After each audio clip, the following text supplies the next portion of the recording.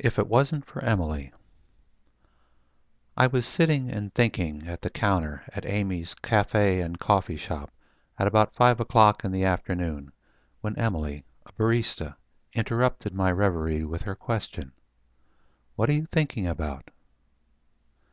As a human being I'm a little slow sometimes, so it took me until about 1 o'clock in the morning before I finally formulated what I had been thinking about into a solid question.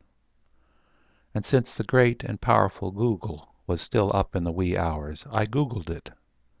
It went like this: Are there valid and significant generalizations to be made about female human beings of various generations? Well, Newsweek came back as Google's top answer, and apparently good old Newsweek had this to say in 1994, ignoring my question of gender. Come on, there are 38 million Americans in their 20s, but there are only two generalizations we can make with any degree of certainty. They are Americans, and they are in their 20s. Well, Emily may have been born around 1994, and my neighbor girls have only just turned 7. They happen to be twins. But I certainly wasn't born yesterday. And of course, let it be clear, I'm not a female human being of any generation. So without a satisfying answer, I simply stepped outside to howl at the moon. But there was no moon to be seen, yet the night was as clear as it would ever get in my backyard in 2015. But then when I turned to the northeast, a star fell nearly straight down through the constellation Cassiopeia. Now I will make a lot of stuff up. Unlike Google, I have an imagination. But I accept that reality is real, and I know very well that that streak of light I saw was just a random hunk of space stuff hurtling through the atmosphere in the vicinity of another more or less random grouping of stars that only actually appear from our vantage point to look like a tilted W, or like the throne of Queen Cassiopeia, if you do happen to have an imagination. So okay. We're talking about pretty arbitrary stuff, folks. Happenstance. I just happened to be looking where I was looking, and then I saw what I saw. I sometimes might think that the sky is telling me something, and some people might think that Google is telling them something, but more likely much of this is just all stuff and nonsense, without imagination.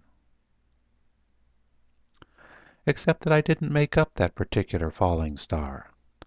And in 1994, or even last year, I couldn't have expected that Emily would ask me that question in that coffee shop mere moments in universal time before I saw that blazing streak of starlight.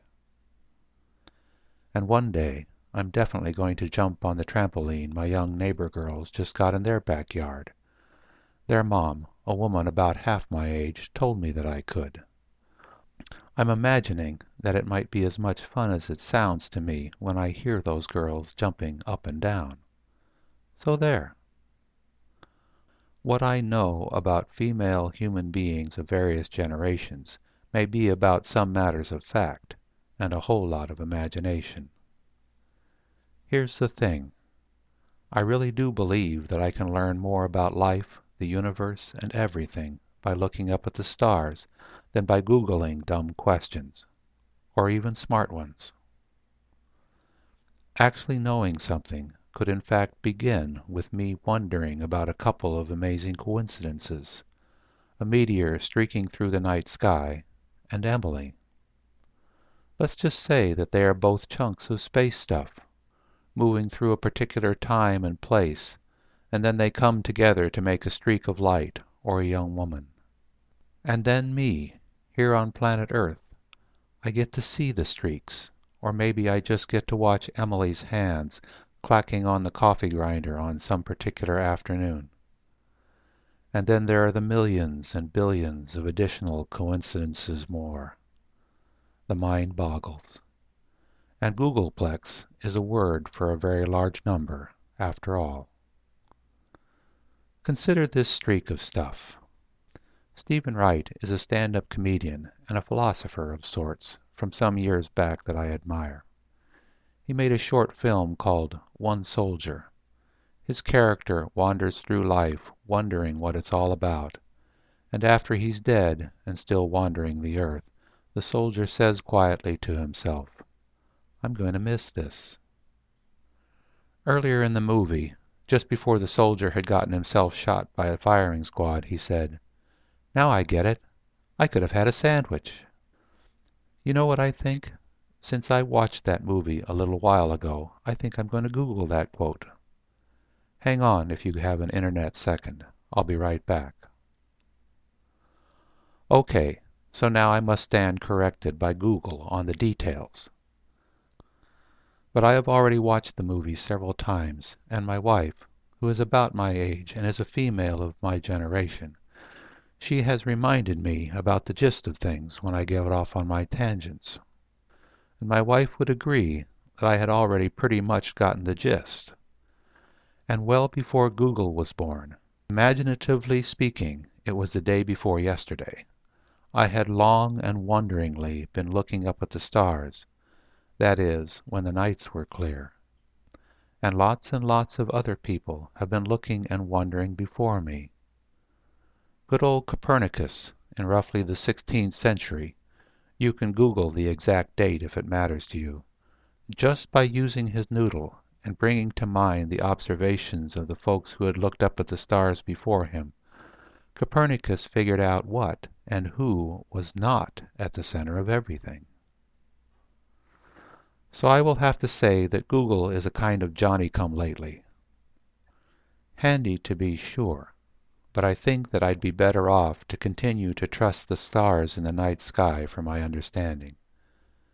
They don't actually tell me very much, it's true, but looking up at them and wondering why is good for my noodle at the very least. I am, therefore I think. Of course Descartes had his own ideas. And Amy's coffee shop is a place to think, too.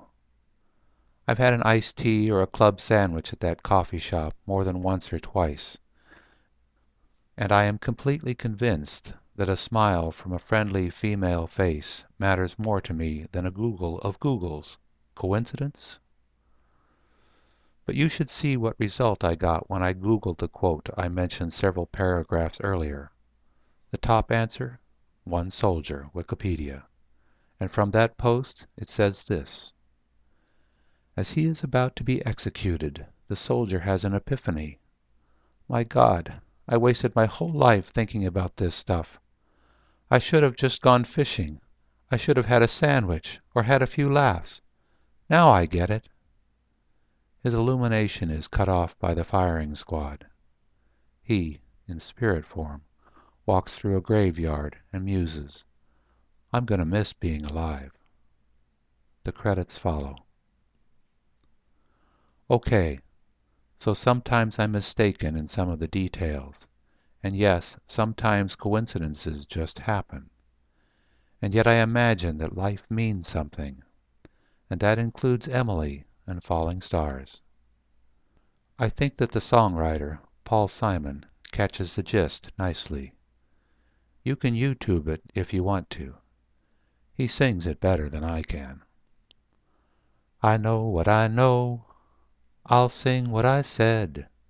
We come and we go, that's a thing that I keep in the back of my head. I know what I know. Well, there's considerably more to the song, but it's time to get a drink of water and to go back to bed. Sun coming up in the morning. You didn't hear it from me first.